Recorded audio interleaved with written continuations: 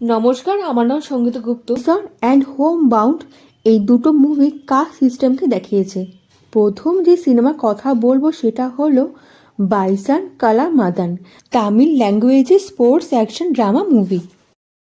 মান্তি গানেশানির লাইফ জার্নির উপর মুভি তৈরি হয়েছে, যে কাস্ট ও সব রকম বাধা ভেঙে কবাডিকে লাইফে অংশ করে তুলেছিল। এই মুভি দেখে ভাগ মিল্খা ভাগের কথা মনে আসবে।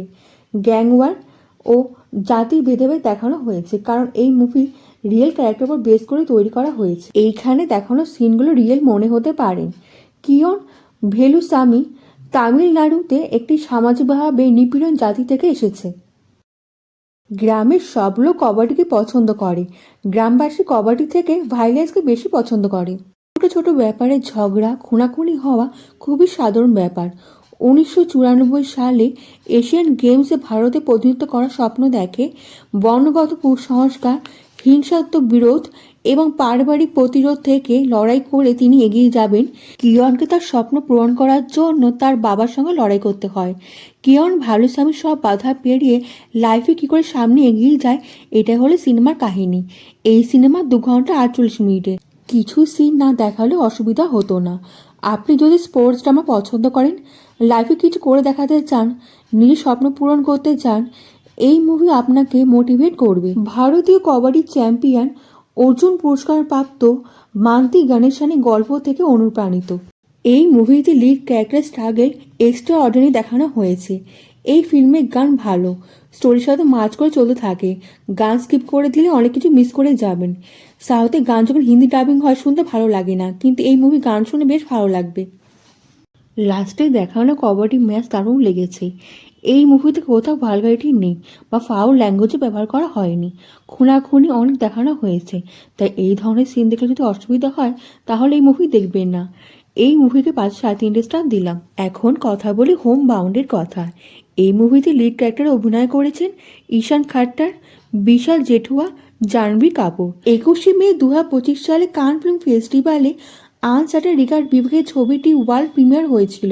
স্ক্রিনিংয়ের পর 9 মিনিটে স্ট্যান্ডিং ওভেশন পেয়েছিল।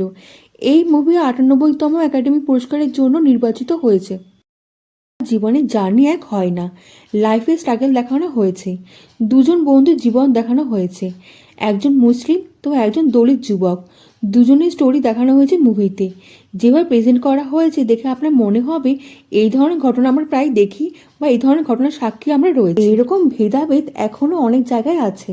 এছাড়া বন্ধুত্ব, স্ট্রাগল, মারামারি, স্বপ্নভঙ্গ, বন্ধুর দেখা হওয়া, বন্ধুত্বে বিচ্ছেদ, ফ্যামিলি ভালোবাসার প্রেশার, ফ্যামিলির দায়িত্ব, দিদিতে কি হাল হয়েছিল মুহূর্তে আমরা সবাই জানি। এইটাই সিনেমাতে দেখানো হয়েছে। 2 ঘন্টা টাইম পাস করা হয়নি। এই ফিল্মকে দেখানোর চেষ্টা করা হয়েছে। যে ধরনের পরিস্থিতি দেখানো হচ্ছে তার মাঝখানে যদি গান দেখানো হতো না, তাহলে পরিস্থিতির দামই থাকতো না। এই মুভিতে দুজন লিড ক্যারেক্টার অভিনয় করেছেন, ঈশান খাট্টার, বিশাল জেঠুয়া। এরা দুজনই ভালো অ্যাক্টিং করেছে। এছাড়া জাহ্নবী কাপুরও অ্যাক্টিং ভালো করেছে। সিনেমা যখন দেখবেন তখনই বুঝতে পারবেন।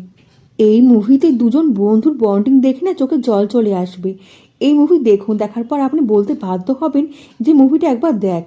এই মুভি ফ্যামিলির সঙ্গে দেখতে পারবেন। 5 স্টার দিলাম। যা তো ধর্মের ভেদাভেদের কারণে অনেক সুযোগ থেকে তারা বঞ্চিত হয়েছে। তারা বিশ্বাস করতো যে পুলিশ কনস্টেবল হয়ে গেলে তাদের জীবন বদলে যাবে, তাদের আর্থিক পরিস্থিতি উন্নতি হবে, কিন্তু তারা জানে না এই স্বপ্ন পূরণ করতে গেলে অনেক চ্যালেঞ্জের মুখোমুখি হতে হবে। ছবিটি প্রযোজনা করছেন ধর্মা প্রোডাকশন।